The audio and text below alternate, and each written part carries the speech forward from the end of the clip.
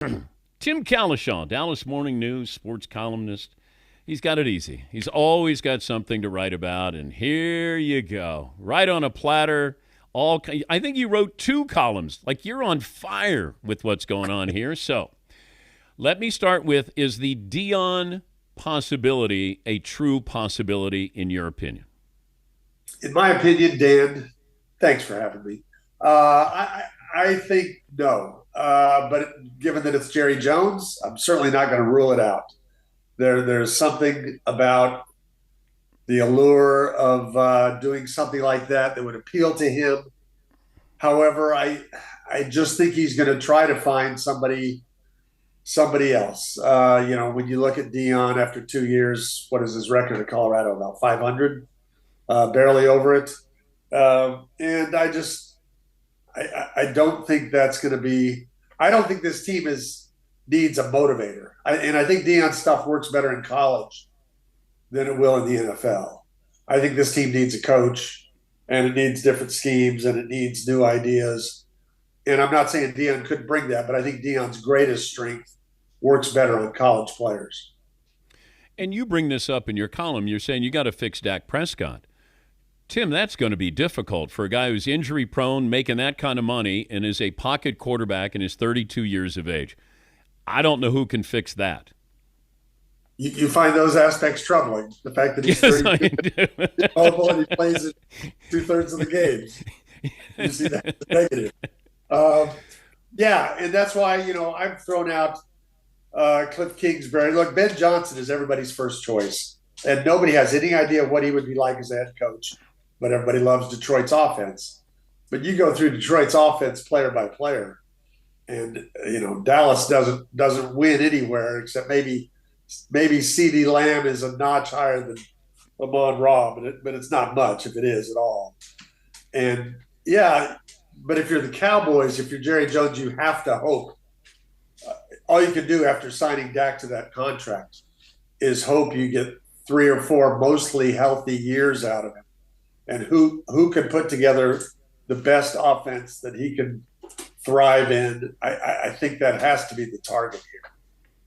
What happened here in the last 2 weeks with Mike McCarthy? I don't know that anything did. I mean, the fact that they met every day last week, I do feel for Mike McCarthy sitting through those meetings. The sun never sets on a Jerry Jones conversation. They just go on and on.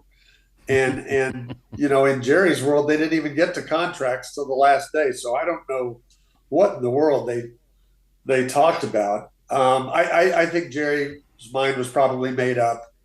If they didn't do better in the playoffs this year, no matter how that happened, he needed to go another direction. It's 5 years. It's one playoff win over an 8-9 team. So I don't think anything went wrong. McCarthy actually, I thought, coached the hell out of him after Dak left.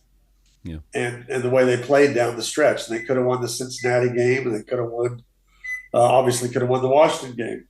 But while Dak was here, they were 3-5, and they were a mess. And, I just think after 5 years, he had to go look for another voice and try something else. Okay, but why didn't Jerry make the decision when you had the window of opportunity to interview Ben Johnson? Because he doesn't operate that way. Because he likes to drag his feet and take a week, and give us headlines for talk shows and things like that. I don't really think. I just mentioned Ben Johnson.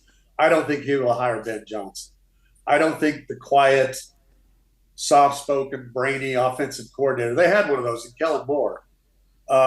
And I don't think that's Jerry's idea of a head coach. So if Ben Johnson becomes a serious candidate, I would be very surprised. Any chance that Mike McCarthy had a good day yesterday?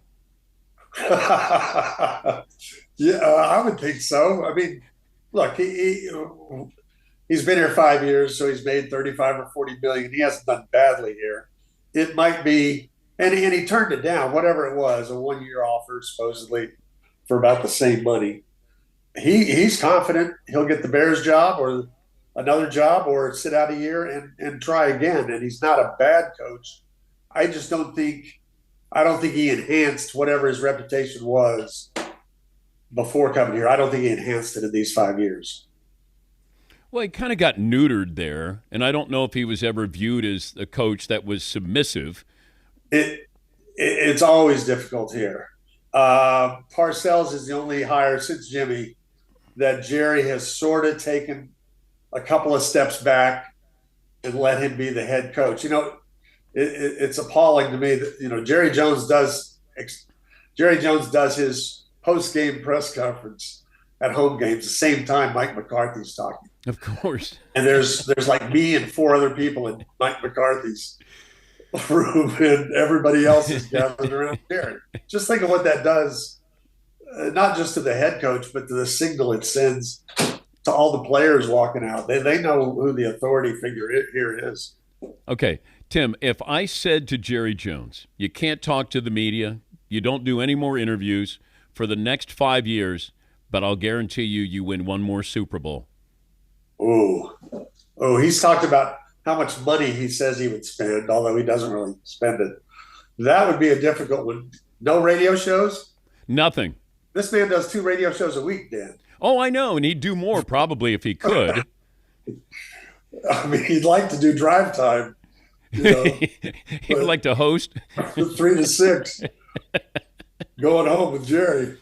But that would be at this point in his tenure here on this planet, I don't think he's going for that. That's too tough. Maybe 1 year, not 5. Oh, he couldn't do it.